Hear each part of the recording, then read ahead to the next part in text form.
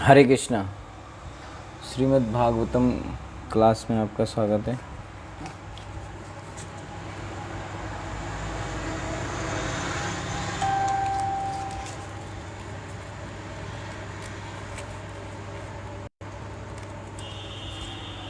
Okay, तो हम लोग 5वां स्कंद और 13 अध्याय तक कर चुके हैं। 14वां अध्याय आज हम प्रारंभ करने जा रहे हैं। ठीक है, ओके। 14वें अध्याय का शीर्षक है भौतिक संसार भोग का एक विकट वन। पिछले अध्याय में 13वें अध्याय में जो है एक जंगल के बारे में बताया गया, यानी कि एक व्यक्ति जो व्यापारी जंगल में जाता है किस तरह से उसको कष्ट होते हैं। इस बात को जो है पिछले अध्याय में बताया गया। उस जंगल की तुलना एक व्यक्ति जो भौतिक जगत में भटक रहा है उससे की गई है। तो उसका एक्सप्लेनेशन जब सुखदेव गोस्वामी ने पूछा, परीक्षित महाराज ने पूछा, तो सुखदेव गोस्वामी इसके आगे बताते हैं। एक तरह से एलिगोरिकल स्टोरी है। तो जैसे एक व्यापारी जंगल में जाता है तो कि जंगल से कुछ सामान लेके आएंगे, है ना, और उनको बेच के प्रॉफिट कमाएंगे, है कि नहीं। तो सेम वे एक व्यापारी की तुलना यहाँ बद्ध जीव से की गई, जो कि भौतिक जगत में आता है किस आशा से कि उसको सुख मिलेगा, लेकिन वो माया में बंध जाता है और दुख भोगता है, अलग अलग तरह के योनियों में भटकता है। पहली बात। दूसरी बात, सुख की तलाश में वो हमेशा दुखी होता है, यानी कि वो निराश होता रहता है। और जब तक उसे किसी शुद्ध भक्त की शरण नहीं मिल जाती तब तक वो परेशान रहता है, अपने अस्तित्व के लिए लड़ाई लड़ता रहता है। तो इस तरीके से हमने पिछले अध्याय में पढ़ा उस जंगल के बारे में जिसमें व्यापारी गया, उसको किस किस तरीके से कष्ट हुए। तो 6 तरह के लुटेरे उसको मिल जाते हैं जो उसको लूटने का प्रयास करते हैं। फिर उस व्यापारी को सियार, भेड़िए, ये सब मिल जाते हैं और ये उसको खाने का या परेशान करते हैं। ठीक है, कई तरह की झाड़ियाँ, उसमें मच्छर, कीड़े उसको परेशान करते हैं। ठीक है, इस तरीके से वो परेशान रहता है और अपनी तलाश जारी रखता है आनंद की, यानी कि वो जो जंगल में गया है कि कुछ सामान लेके आएगा, उसको बेचेगा और प्रॉफिट कमाएगा, फ़ायदा लेगा। इस तरीके से वो भागता रहता है जंगल में, है ना। तो वो 13वें अध्याय में हमने पढ़ा। 14वें अध्याय में उसके बारे में विस्तार से वर्णन है कि इसकी तुलना बद्ध जीव से की गई। जैसे व्यापारी है, जंगल में गया, तो व्यापारी की तुलना बद्ध जीव से और जंगल की तुलना भौतिक जगत से किया गया है। तो उसी चीज़ को पूरे को 14वें अध्याय में समझाया जाएगा। इस अध्याय में भ्याटवी, जो भौतिक जगत रूपी जो वन है, उसका अर्थ स्पष्ट किया गया है।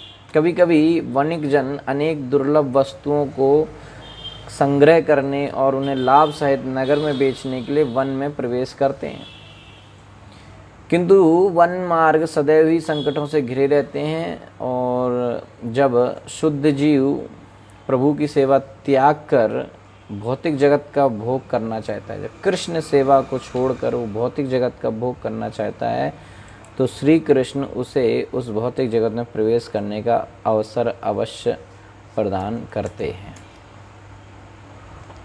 ठीक है,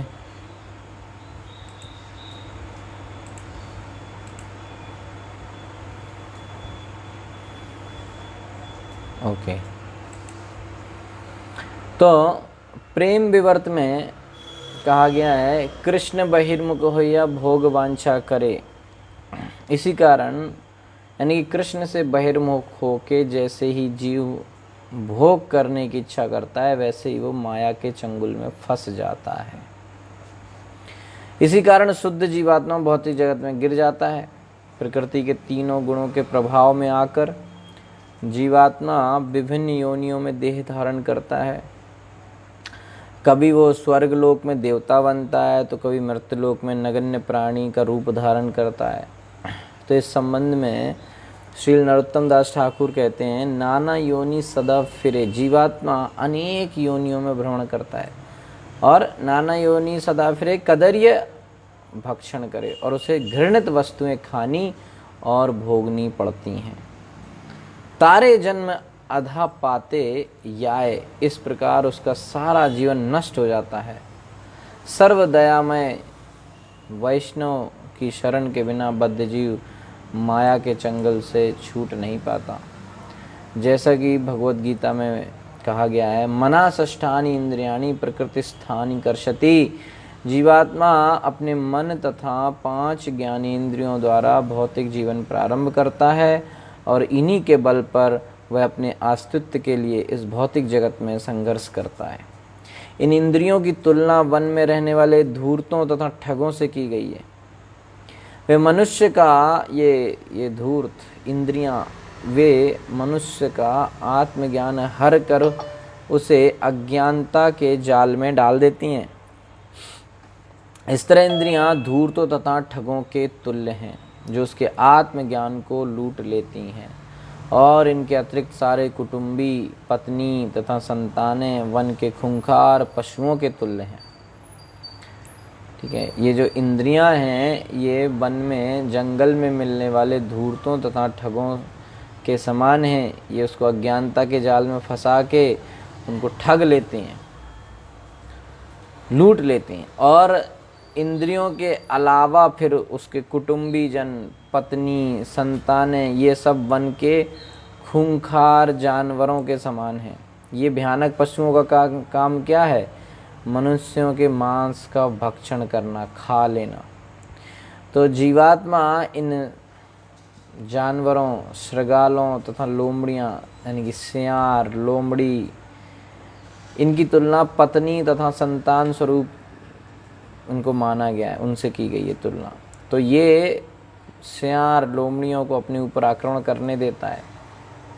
जीवात्मा खुद उनको अपने ऊपर आक्रमण करने देता है और इस प्रकार उसका वास्तविक आध्यात्मिक जीवन समाप्त हो जाता है। भौतिक जीवन रूपी वन में प्रत्येक प्राणी मच्छरों की भांति विद्वेषी है और मूषक तो निरंतर उत्पाद ही मचाते रहते हैं, चूहे।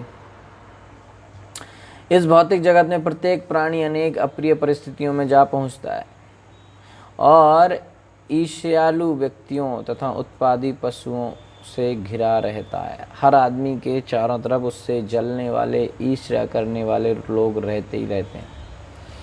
फलस्वरूप जीवात्मा इनसे सतत लूटा जाता है, उसको लूटते रहते हैं लोग और अन्य जीवात्माओं द्वारा दंशित होता रहता है।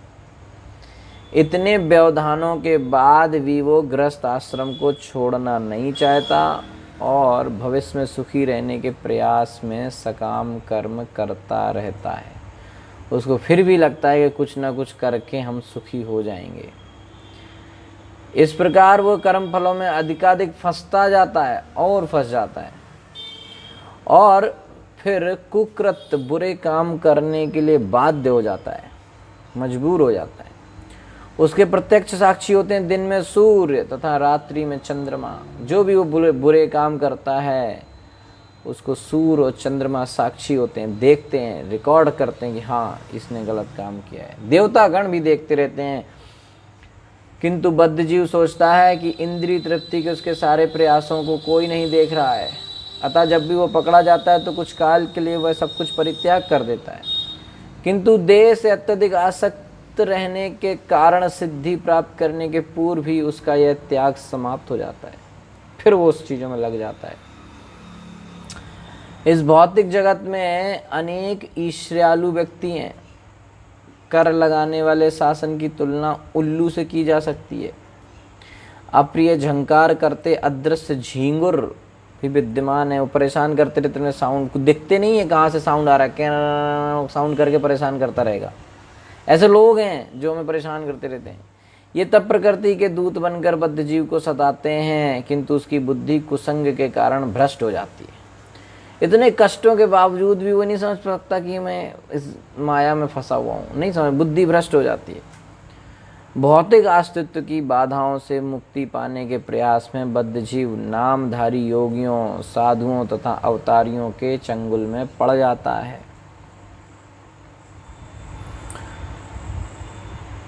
ये लोग जो जादू दिखा सकते हैं किंतु भक्ति को नहीं समझा पाते। ये जादू तो दिखा देते हैं लेकिन भक्ति को नहीं समझा पाएंगे।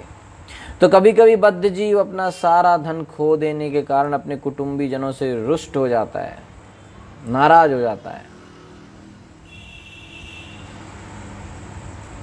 इस भौतिक जगत में बद्ध जीव को रंच मात्र भी सुख नहीं है, किंतु वो जन्म जन्मांतर इसी की कामना करता है। सुख है नहीं पर फिर भी इसी के पीछे भाग रहा है। इस संसार में सुख नहीं है। राज्य कर्मचारी, सरकारी कर्मचारी नरभक्षी असुरों की तरह हैं जो राज्य के संरक्षण के लिए प्रचुर कर लगाते हैं। सरकार भी खूब टैक्स लेती है हमसे, परेशान हो गए लोग। कठोर श्रम करने वाला बद्ध जीव इन भारी करों से अत्यंत दुखी रहता है। खूब मेहनत करता है, बाद में पैसा अपना टैक्स में देना पड़ता है, क्या करें। सकाम कर्मों का मार्ग दुर्लंघ पर्वतों की ओर ले जाता है। बद्ध जीव कभी कभी इन पर्वतों को लांघना तो चाहता है किंतु सफल नहीं हो पाता। फलतः वो अधिक संतप्त एवं निराश हो उठता है। भौतिक रूप से तथा आर्थिक रूप से संत्रस्त होकर बद्ध जीव वृथा ही अपने परिवार को प्रताड़ित करता रहता है, फिर अपने परिवार पे गुस्सा निकालता है। ले भौतिक दृष्टि से चार प्रमुख आवश्यकताएं, जिनमें से नींद की तुलना अजगर से की गई है। नींद आने पर बद्ध जीव अपने मूल अस्तित्व को पूरी तरह भूल जाता है और भौतिक जीवन की यातनाओं का अनुभव नहीं कर पाता। सो गया तो बस सो गया, सब खत्म। कभी कभी धन की आवश्यकता होने पर बद्ध जीव चोरी और ठगी करता है, भले ही वो आध्यात्मिक उन्नति के लिए ऊपर भक्तों की संगति क्यों ना करे। उसका एकमात्र व्यापार माया के चंगुल से छूटना होना चाहिए, किंतु सही निर्देश के अभाव में वो भौतिक कार्यों में अधिकाधिक उलझा जाता है। व्यक्ति समझता नहीं है उसका मेन काम है माया के चंगुल से छूटना, जो कि वो भक्ति करके कर सकता है। तो जो भक्ति वाली सलाह देता है उसकी सलाह नहीं मानता, और कई लोगों को तो सलाह देने वाला ही कोई नहीं है। तो उस परिस्थिति में वो और अधिक भौतिक कामों में उलझता जाता है। सलाह दी जाती है कि इससे बाहर निकलो, लेकिन वो और अंदर घुसता चला जाता है। ये उसकी मूर्खता है। ये भौतिक जगत मात्र उलझन है और सुख दुख, राग द्वेष तथा शत्रुता जैसी यातनाओं से बना हुआ है। तात्पर्य यह है कि ये जगत यातना एवं दुख से परिपूर्ण है। जब व्यक्ति पत्नी में आसक्ति और कामाचार में लिप्त रहने के कारण ज्ञान खो देता है तो उसकी समग्र चेतना दूषित हो जाती है। वो केवल स्त्री संग की बातें सोचता रहता है। काल तो सर्प के समान प्रत्येक प्राणी का प्राण लेता है, चाहे वो ब्रह्मा हो या एक नन्ही चींटी। समय आने पे मरना तो है ही। कभी कभी बद्ध जीव काल से बचना चाहता है तो वह किसी नकली मुक्तिदाता की शरण ले लेता है, जो दुर्दैववश स्वयं की रक्षा नहीं कर सकता, खुद की तो रक्षा नहीं कर सकता। वो चले जाते हैं तांत्रिक और बाबा और पता नहीं किस किस के पास।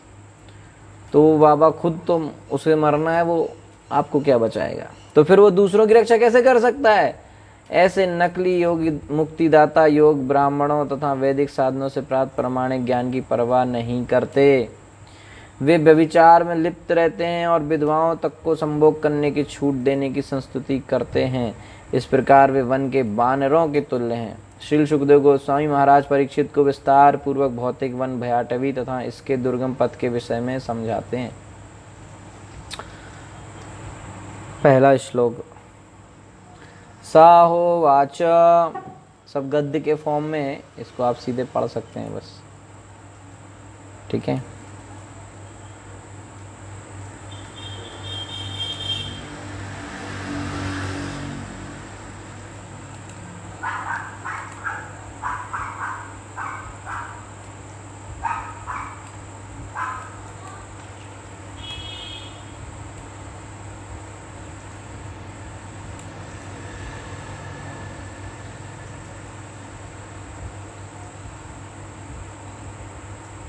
ओके। सा होवाच सा एष देहात्ममानिनां सत्व आदि गुण विशेष विकल्पित कुशल अकुशल समवहार विनिर्मित विविध देह आवलिभि वियोग संयोग आदि अनादि संसार अनुभवस्य द्वार भूतेन षट इंद्रिय वर्गेण तस्मिन् दुर्ग अद्वत् असुगमे अध्वनि आपतिता ईश्वरस्य भगवतः विष्णु वशवर्तिन्या मायया जीवलोकः अयं यथा वणिक स अर्थपरः स्वदेह निष्पादिता कर्म अनुभवः शमशानवत आशिवत मायां संसार अटव्यां गतः न अद्यपि विफल बहु प्रतियोग इह तत्ताप उपशमनीं हरिगुरुचरण अरविंद मधुकर अनुपदवीं अवरुंधे। सा स्वरूप सिद्ध भक्त श्री सुखदेव गोस्वामी ने हा निसंदेह उवाच कहा सह वह बद्धात्मा एषः यह देह आत्ममानिनाम अज्ञानवश देह को अपना मानने वाले व्यक्तियों का सत्व आदि सत्वरज तथा तम के गुणों के द्वारा विशेष विकल्पित अज्ञानवश कल्पित कुशल कभी कभी अनुकूल कर्मों द्वारा अकुशल कभी कभी प्रतिकूल कर्मों के द्वारा समवहार दोनों के मिश्रण द्वारा समवहार से विनिर्मित प्राप्त विविध नाना प्रकार के देह आवली भी देहों की श्रृंखला के द्वारा वियोग संयोग आदि एक प्रकार के देह का त्याग वियोग तथा अन्य की सुकृति संयोग द्वारा अनादि संसार अनुभवस्या देहांतर की अनादि प्रक्रिया की प्रतीति का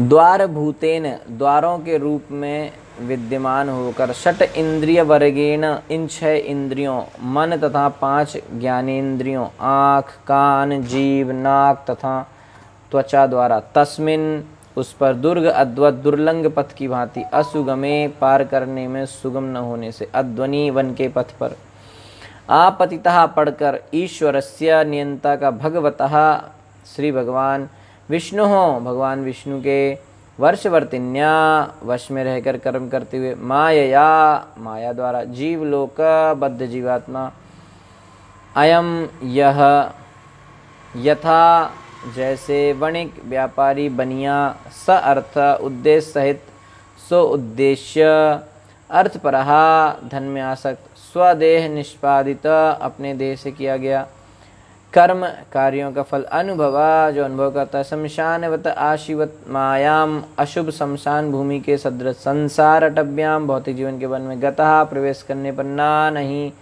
अद्यपि अब तक विफल असफल बहु प्रतियोग अनेक विघ्नों तथा दुखों से पूर्ण इहा इस भौतिक जगत में जिनके कार्य तत्ताप उपशमनीम भौतिक जीवन रूपी वन के दुखों को शांत करने वाला हरि गुरु चरण अरविंद प्रभु तथा भक्तों के चरणारविंद में मधुकर अनुपदवीम भ्रमर सदस्य अनुरक्त भक्तों के अनुगमन का पथ अवरुंधे प्राप्त।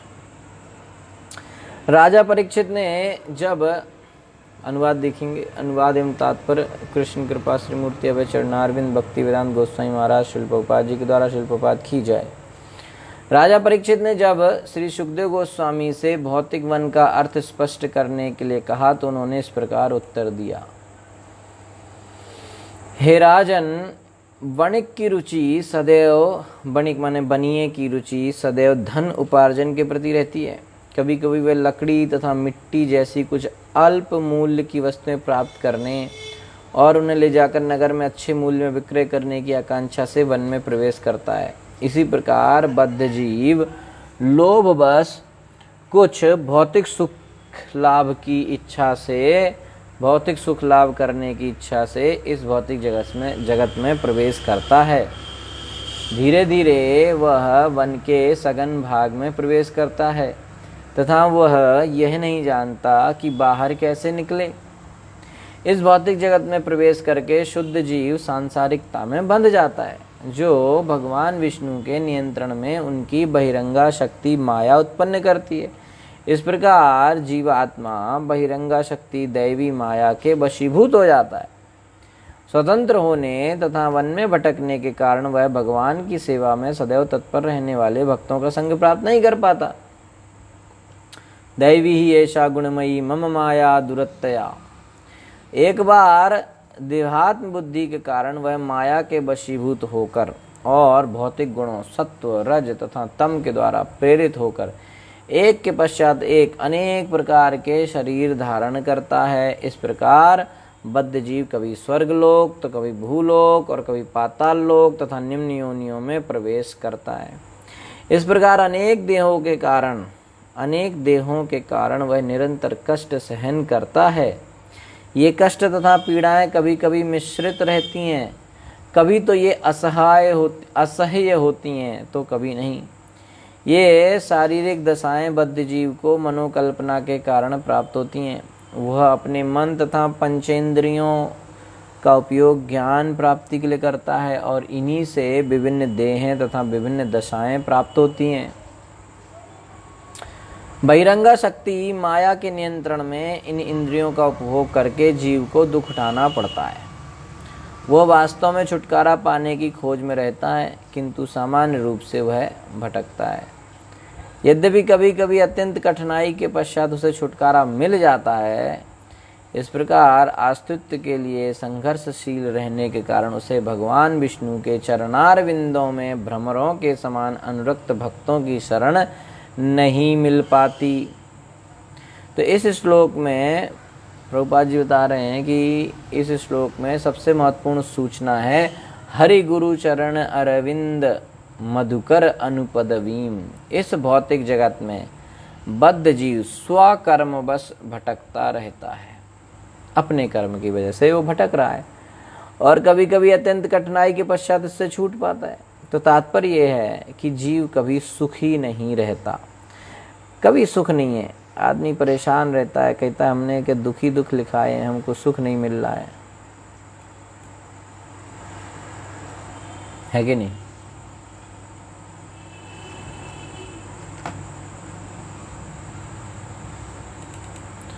तो व्यक्ति अपने इस जीवन में हमेशा परेशान घूमता है, सोचता है कि मेरे जीवन में सुख क्यों नहीं है ना? हमने क्या दुखी दुख लिखवाए हैं क्या? है तो सही बात है, दुखी दुख लिखें, क्योंकि हमारा कर्म ऐसा है कि हमें दुखी दुख मिलेंगे। दुख ही दुख है संसार में, कभी जीव सुखी नहीं रहता। ठीक है, वो अपने अस्तित्व के लिए मात्र संघर्ष करता है। वास्तव में उसका एकमात्र प्रयोजन गुरु को स्वीकार करना और उनकी शरण में जाकर उन्हीं के माध्यम से श्री भगवान के चरणार विंद को स्वीकार करना है। ये वास्तव में करना चाहिए। श्री चैतन्य महाप्रभु ने इसकी व्याख्या इस प्रकार की है, गुरु कृष्ण प्रसादे पाए भक्ति लता बीज। इस भौतिक जगत रूपी वन या नगर में अस्तित्व के लिए संघर्ष करने वाले प्राणी वास्तव में सुखी नहीं हैं। वे मात्र विविध पीड़ाओं एवं इच्छाओं का भोग कर रहे हैं। सामान्यतः ऐसी पीड़ाएं जो अशुभ हैं, वे इन दुखों से मुक्ति पाना चाहते हैं। अनेक अनेक पीड़ाओं कष्टों को भोग रहे हैं, इन दुखों से मुक्ति पाना चाहते हैं, किंतु अज्ञानवश, जानकारी नहीं है, ज्ञान नहीं है, अज्ञानवश वे ऐसा नहीं कर पाते, छूट नहीं पाते। उनके लिए तो वेदों में कहा गया है तद विज्ञानार्थम स गुरुम एवाभिगच्छेत्। जब अस्तित्व के लिए संघर्ष में इस भौतिक जगत रूपी वन में जीव भटक जाता है तो उसका पहला काम है ऐसा प्रमाणिक गुरु खोज निकालना जो भगवान विष्णु के चरण कमलों में निरंतर अनुरक्त रहता हो। अर्जुन भी जब अपने जीवन में भटक गया, उसको समझ में नहीं आ रहा था अब क्या करें, तो उन्होंने कृष्ण की ही शरण ली, कृष्ण को ही गुरु बना लिया। इसी तरीके से जब हमारे जीवन में प्रभुपाद जी यहाँ बता रहे हैं कि जब हम अपने जीवन में भटक जाते हैं, हमको समझ में नहीं आता कि करना क्या चाहिए, तो हमें कृष्ण भक्त जो है उसकी शरण में जाकर उससे सलाह लेना चाहिए, उसको गुरु बनाना चाहिए कि हमें करें क्या, आप बताओ हमको। ठीक है, लेकिन व्यक्ति कृष्ण भक्त जो होते हैं उनकी शरण में न जाके अपने जो है ऐसे लोगों की शरण में जाते हैं, ऐसे लोगों से सलाह लेते हैं जो वास्तव में खुद भी भटक रहे हैं, जो खुद शारीरिक बंधनों में फंसा हुआ है, वो हमें इस बंधन से कैसे छुटकारा निकाल के देगा। इसलिए हमें जो कृष्ण भक्त है उसकी शरण में जाकर ही सलाह लेनी चाहिए, ना कि किसी भौतिक व्यक्ति से जो कि भौतिक बंधनों में खुद ही फंसा हुआ है। उसको खुद ही नहीं ज्ञान है कि वास्तव में जीवन का उद्देश्य क्या है, लेकिन हम सोचते हैं कि हमारा मित्र है, हमारा रिश्तेदार है, हमारा परिवार कुटुंबी है, तो इससे हम सलाह लें, ये हमें अच्छी सलाह देगा। लेकिन वास्तव में वो हमें सलाह नहीं दे सकता। हमको सही सलाह वो देगा जो कृष्ण के चरण कमल में जो अनुरक्त है ना। वही चीज यहाँ पे आ रही है कि नहीं। श्री हरि गुरु चरणारविंद मधुकर अनुपदवीम, जो गुरु और कृष्ण के चरण कमलों में मधुकर के समान, जैसे मधुकर भंवरा फूल के चारों तरफ घूमता रहता है, ऐसे जो गुरु और कृष्ण के चरण कमलों में भंवरे की तरह चिपका हुआ है, उसकी शरण में जाके हमें जो है सलाह लेनी चाहिए। उनसे हमें पूछना चाहिए कि हमें क्या करना चाहिए जीवन में। तो तात्पर्य यह है कि यदि वह अस्तित्व के लिए संघर्ष से छुटकारे का इच्छुक होता है तो उसे चाहिए कि वह प्रामाणिक गुरु खोजे और उसके चरण कमल में रहकर शिक्षा प्राप्त करे। इस प्रकार वह संघर्ष से बाहर निकल सकता है। चूंकि भौतिक जगत की तुलना वन से की गई है, अतः ये तर्क किया जा सकता है कि कलयुग में आधुनिक सभ्यता मुख्यतः नगरों में ही स्थित है, किंतु एक बड़ा नगर विशाल वन के समान है। सच तो यह है कि नगर का जीवन वन में रहने की अपेक्षा अधिक घातक है। यदि कोई व्यक्ति बिना किसी मित्र और आश्रय के किसी नगर में प्रवेश करता है तो उसके लिए उस नगर में निवास करना वन में रहने से भी अधिक कठिन है। इस पृथ्वी पर अनेक बड़े बड़े नगर हैं और जहाँ भी दृष्टि जाती है अहर्निश जीवन संघर्ष छिड़ा दिखता है। बड़े बड़े शहरों में जीवन संघर्ष है। लोग अपने अस्तित्व के लिए भाग दौड़ कर रहे हैं दिन रात। प्रभुपाद जी बता रहे हैं कि लोग 70-80 मील की गति से मोटर कारों में इधर उधर दौड़ते रहते हैं दिन भर गाड़ियों में बैठ के। इससे ही पता चल रहा है कि जीवन की संघर्ष का दृश्य उपस्थित हो रहा है। उसको कितना संघर्ष है, दिन भर भागना दौड़ना लगा रहता है। उनको सुबह से उठकर जल्दी जल्दी उठकर मोटर में, कार में, ट्रेन में तेज गति से यात्रा करनी होती है। दुर्घटना का निरंतर भय बना रहता है, काफी सावधानी बरतनी पड़ती है। क्या है, जीवन संघर्ष है। सुबह सुबह उठ गए, जल्दी जल्दी नहाया धोया, काम किया, फिर गाड़ी में बैठ के दूर तक जाता है आदमी। मुंबई में देखो लोकल ट्रेन में पूरा भीड़ में भर के जाता है। फिर दिन भर वहाँ पे बॉस की सुनता है, फिर शाम को आता है, रात को 10 बजे आता है। 2-2, 3-3 घंटे लोग ऑफिस जाते हैं या ऑफिस जाने के लिए ट्रैवल करते हैं। फिर 8-9 घंटे 10 घंटे ऑफिस में काम करते हैं, फिर आते हैं शाम को खा पी के सो जाते हैं। एकदम जानवर का जीवन है। तो अब इसमें दुर्घटना का भी डर रहता है। बीच बीच में जा रहा है गाड़ी से, एक्सीडेंट हो जाता है। तो अपने वाहन में भी मनुष्य अनेक दुश्चिंताओं से घिरा रहता है तथा उसका संघर्ष कदापि मंगलकारी नहीं होता। कोई आनंद में नहीं रहता, जीवन में परेशान, संघर्ष, दिन रात संघर्ष कर रहा है व्यक्ति, लेकिन उसको फिर भी नहीं समझ में आ रहा है कि इस संघर्ष से कभी छुटकारा नहीं मिलेगा। छुटकारा तभी मिलेगा जब कृष्ण की शरण में जाएगा।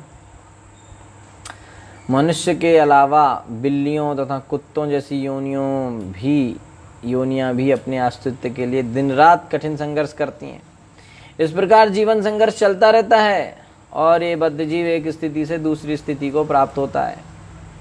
अल्पकाल के लिए वो शिशु रहता है कुछ समय के लिए, फिर वो बालक बनता है, बालक से युवा से पुरुष बनता है और फिर वृद्धावस्था को प्राप्त होता है, बूढ़ा हो जाता है।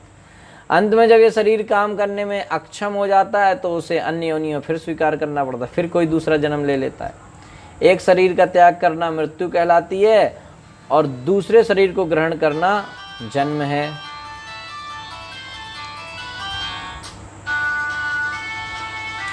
एक शरीर को व्यक्ति छोड़ता है तो मृत्यु, दूसरे शरीर को ग्रहण करेगा तो जन्म।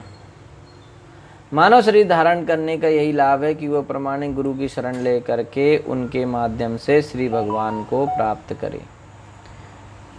जो जानवर का शरीर में है उसको भगवान की शरण ग्रहण करने का मौका कम है, नहीं मिलता, लेकिन मनुष्य जन्म मिलने का यही एक फायदा है।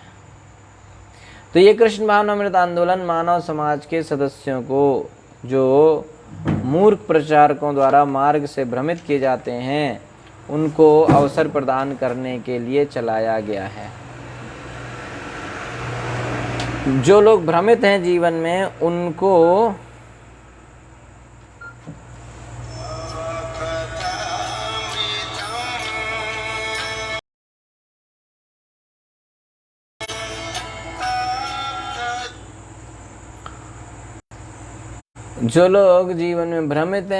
सही रास्ते पे लाने के लिए ये कृष्ण भावनामृत आंदोलन चलाया गया है। प्रभुपाद जी बता रहे हैं कोई भी प्राणी अस्तित्व के इस जीवन संघर्ष से जो कष्टों से भरा परिपूर्ण है, कष्ट ही कष्ट हैं, तब तक छुटकारा नहीं पा सकता जब तक कि वो श्री भगवान कृष्ण के शुद्ध भक्त की शरण ना ले ले। तब तक वो जीवन के संघर्ष से नहीं बच सकता, इन कष्टों से नहीं बच सकता। भौतिक प्रयास तो एक स्थिति से दूसरी में बदलते हैं, किंतु वास्तव में किसी को इस जीवन से संघर्ष से छुटकारा नहीं मिल पाता। परिस्थिति बदल जाएगी, रूप बदल जाएगा, पर संघर्ष फिर भी चलता रहेगा। जब तक वो कृष्ण भक्त की शरण नहीं लेगा तब तक जीवन के संघर्ष में भटकता रहेगा। इसका एकमात्र उपाय प्रामाणिक गुरु के चरण कमल और उनके द्वारा श्री भगवान के चरण कमलों की शरण है। गुरु और कृष्ण के चरण कमलों में जाए बिना व्यक्ति भौतिक कष्टों से बच नहीं सकता। ठीक है,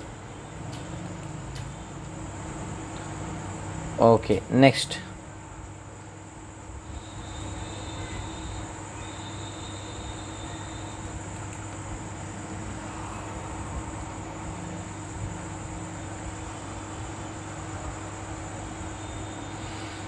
दूसरा श्लोक,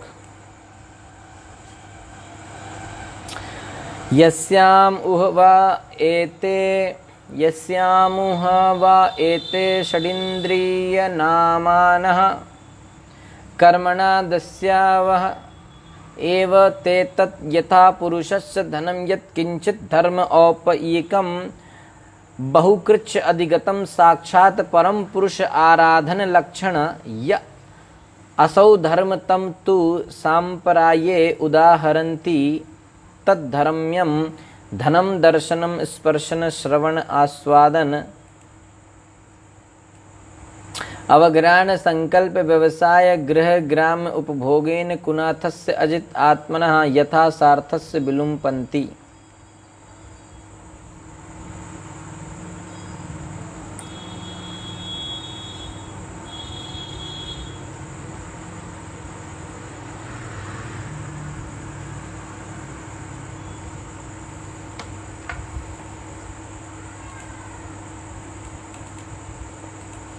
संसार रूपी वन में अनियंत्रित इंद्रियां दस्युओं के समान हैं।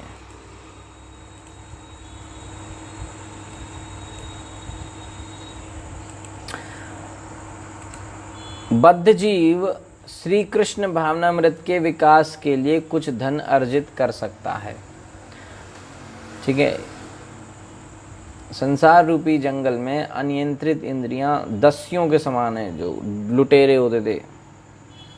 बद्ध जीव जो है वो कृष्ण भावनामृत के विकास के लिए कुछ धन अर्जित कर सकता है, किंतु दुर्भाग्यवश अनियंत्रित इंद्रियां अपनी तुष्टि द्वारा इस धन को लूट लेती हैं। इंद्रियां दस्यु हैं, क्यों?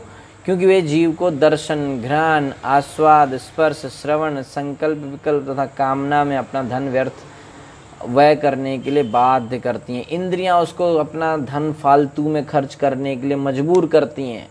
ये देख लो, ये सूंघ लो, ये खा लो, ये छू लो, ये सुनो, ये चाहिए, वो चाहिए। इंद्रियों के भोग में वो परेशान रहता है।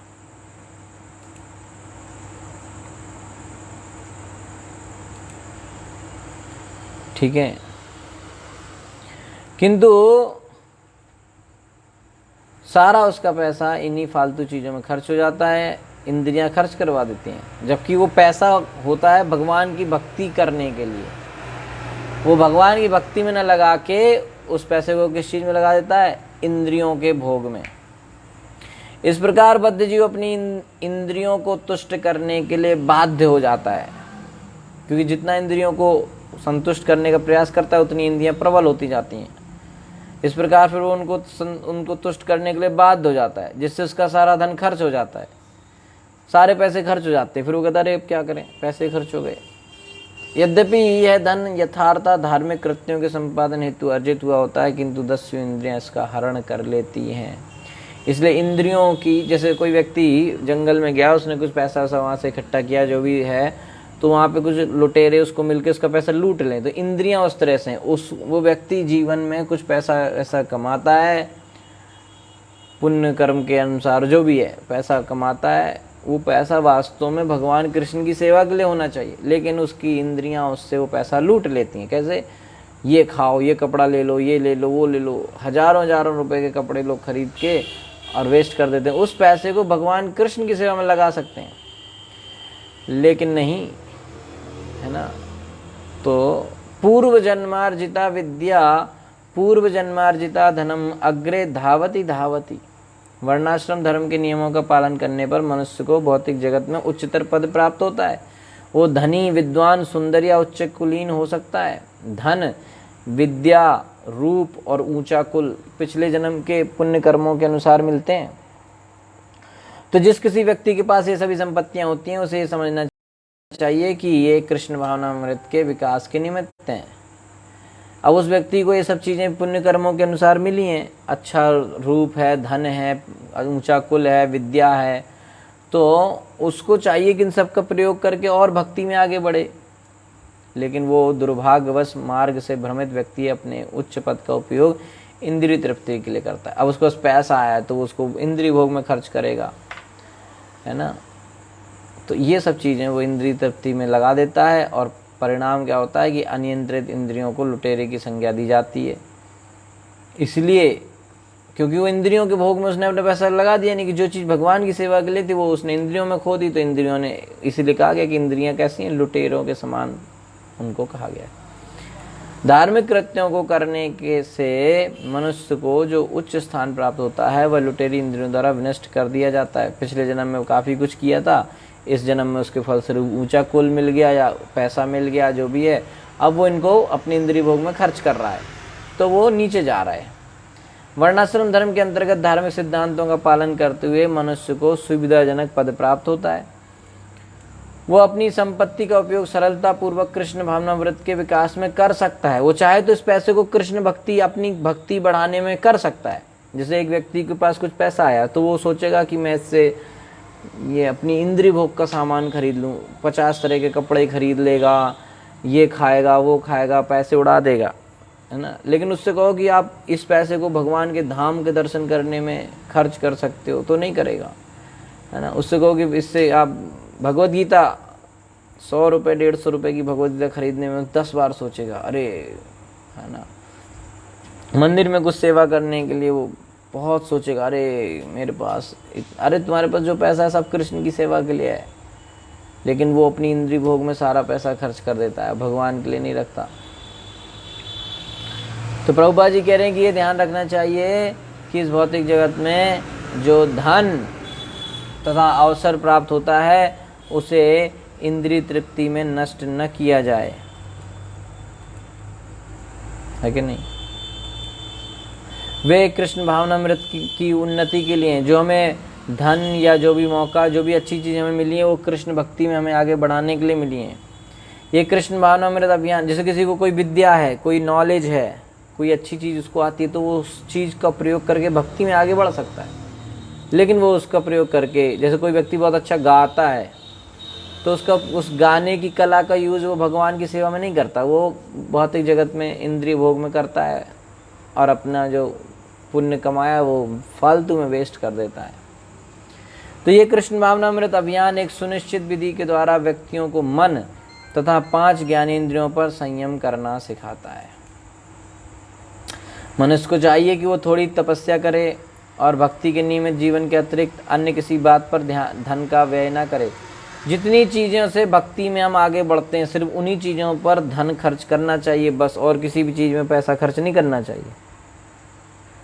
आप पैसा खर्च करने से पहले हमको ये सोचना चाहिए, जो लोग पैसा कमाते हैं उनके लिए इम्पोर्टेंट बात है ना, कि पैसा जो भी हम खर्च करें उससे पहले हमें सोचना चाहिए क्या इस पैसे जहाँ हम खर्च करने जा रहे हैं, क्या इससे हमारे भक्ति में कोई उन्नति होगी, क्या हमारे भक्ति में इससे कोई मदद मिलेगी, तभी खर्च करना चाहिए। ऐसे नहीं कुछ चीज़ अच्छी दिख गई हमने खरीद ली, इससे हमारे भक्ति में क्या विकास हुआ बताइए? कोई विकास नहीं हुआ, तो बेकार है, पैसा खर्च हो गया, वेस्ट हो गया पैसा। अगर वो पैसा कृष्ण के लिए या कृष्ण भक्ति में आगे बढ़ने के लिए खर्च नहीं किया गया तो पैसा वेस्ट हो गया। इंद्रियां चाहती हैं कि वो सुंदर सुंदर वस्तुएं देखें, इंद्रियों को, आँखों को लगता है कि अच्छी अच्छी चीज़ें देखी जाएं, इसलिए क्या करना चाहिए? फलतः मंदिर में श्री विग्रह की सज्जा पर धन खर्च करना चाहिए। मंदिर में भगवान को सजाने के लिए पैसा खर्च करना चाहिए, इन्हीं के अपने ऊपर खर्च करे जा रहे हैं। भगवान की, कोई बोला भगवान की जन्माष्टमी है, कुछ पैसे दे दो, भगवान के लिए कपड़ा आएगा, ड्रेस आएगी, बोले अरे इतना महंगा क्यों खरीदना है ना, ऐसे बोलते लोग हैं। भगवान क्या कपड़े से ही प्रसन्न होते हैं, ऐसे लोग बोलेंगे, है ना। भगवान तो वो 500 रुपये देने में भी उसको मुश्किल होता है, लेकिन अपने बर्थडे पे वो 10,000 का भी कपड़ा खरीद लेगा। अरे आज हमारा बर्थडे है भाई, बर्थडे पे कपड़ा खरीदना में क्या बुराई है, ऐसे पूछेगा। कोई बुराई नहीं, लेकिन कृष्ण के लिए जब खरीदा जा रहा था तब तुमने पैसे क्यों नहीं दिए, है ना। तो इससे ही पता चलता है कि हमारा भाव किधर है ना। जिह्वा, हमारी जीव क्या चाहती है? केवल अच्छे भोजन अच्छा खाने को मिले, ये तो चाहती है। तो हमको जो बाजार में मिलता है आदमी खा लेता है, लेकिन वो पैसा वेस्ट हो गया। लेकिन अगर उसी पैसे से जो खरीद कर उसे भगवान को भोग लगाया जाए तो भगवान सेवा में लग गया, प्रसाद आप पाओ। नाक क्या चाहती है? कि श्री विग्रह, नाक अच्छा सूंघने के लिए मन करता है, नाक सूंघना चाहती है अच्छी सुगंध। तो श्री विग्रह को समर्पित पुष्पों, जो भगवान को फूल चढ़ाए गए, वो फूल तुलसी को सूंघने में तथा कानों का उपयोग हरे कृष्ण महामंत्र का कीर्तन सुनने में किया जा सकता है कि नहीं। तो पैसे का खर्च करना चाहिए भगवान की सेवा में। नाक को अच्छा लगता है सूंघना, तो भगवान के लिए अच्छे अच्छे फूल चढ़ाने चाहिए, अच्छी अच्छी धूप अगरबत्ती, है ना, इत्र भगवान को चढ़ाना चाहिए। और वो चीज़ आप प्रसाद में तो आपको सूंघने को ही मिलेगा, है ना।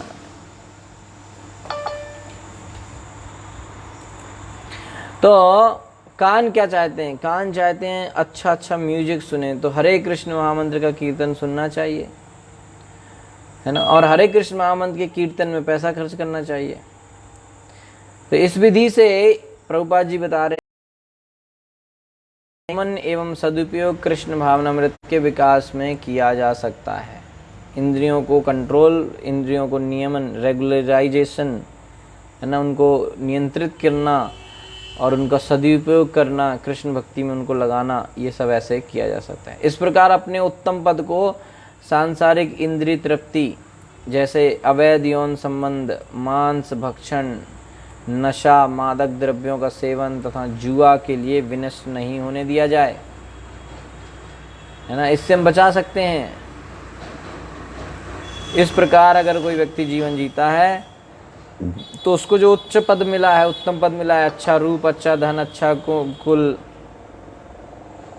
ये सब चीज़ें जो उसको मिली हैं, वो इन चीज़ों से अपने आप को, जो बुरी चीज़ें हैं, अवैध यौन संबंध, मांस भक्षण, नशा करना, जुआ खेलना, ये चीज़ें उसके उत्तम पद को विनष्ट करती हैं, तो इनसे वो बच सकता है। तो इस भौतिक जगत में मोटर कार चलाकर, रात्रि क्लबों में समय नष्ट कर या जलपान ग्रहों में घृणित भोजन का स्वाद लेकर मनुष्य को अपने व्यवसायी पद को खो देता है। वास्तव में मनुष्य को आजकल लगता है कि वो नशा करेगा और इतने बड़े बड़े होटलों में खाएगा और ये सब क्लब में जाएगा, तो ये वो दिखाता है कि हम बहुत बड़े हैं, लेकिन वास्तव में वो इनमें अपना वैभव खो रहा है, क्योंकि उसको जो कुछ पैसा, रूप, धन, सब विद्या सब मिला है, ये पिछले पुण्य कर्मों की वजह से मिला है, और वो अब इन गलत कामों को करके उन पुण्य कर्मों का वो सब खत्म कर दे रहा है। वो जो अवसर मिला है, उस अवसर को खत्म कर दे रहा है। इसीलिए इंद्रियों को यहाँ पर लुटेरों की संज्ञा दी गई है। इस प्रकार लुटेरी इंद्रियां बद्ध जीव द्वारा अत्यंत श्रम से संचित संपत्ति को लूट लेती हैं, इसलिए यहाँ पे ऐसा बोला गया है। तो बद्ध जीव द्वारा संचित संपत्ति क्या है कि उसने पिछले जन्म में पुण्य कर्म किए, तो इस जन्म से अच्छा रूप मिला या फिर अच्छा विद्या मिला या अच्छा कुल मिला है, तो ये सब चीज़ें जो उसे मिली हैं, तो अच्छा पैसा मिला, तो पुण्य कर्म की वजह से मिला ना। अब वो इंद्रियां, अब ये जो पैसा, धन, रूप, सब विद्या मिला है, इसको भगवान की सेवा में लगा के और आगे बढ़ सकता है भक्ति में, लेकिन इंद्रियां उसको खींच लेती हैं ये सब चीज़ें। तो वो इन्हीं धन को कृष्ण की सेवा में लगाने की बजाय इंद्रिय भोग में लगाता है, तो वो जो मौका मिला है उस मौके को गंवा देता है। जो चीज़ें उसने अर्जित की हैं पुण्य करके, वो खो देता है। इसलिए इंद्रियों को लुटेरा यहाँ पर कहा गया है। ठीक है, हरे कृष्णा। तो आज हमने 2 श्लोक किया, तीसरा श्लोक हम लोग कल करेंगे। Hare Krishna. Thank you so much. Shrila Prabhupada की जय, निरंतराज श्रीमद् भागवतम की जय, अनंत कोटि वैष्णव वृंद की जय। तीसरे श्लोक में जो है परिवार, कुटुंबी जनों के बारे में बताया जाएगा। अभी बताया गया कि कैसे इंद्रियां उसका सब कुछ लूट लेती हैं। अब अगले तीसरे श्लोक में बताया जाएगा कि कैसे कुटुंब के लोग उसको लूटते हैं, है कि नहीं। तो तीसरे श्लोक को हम लोग कल करेंगे। ठीक है, Hare Krishna. Thank you so much. Shrila Prabhupada की जय।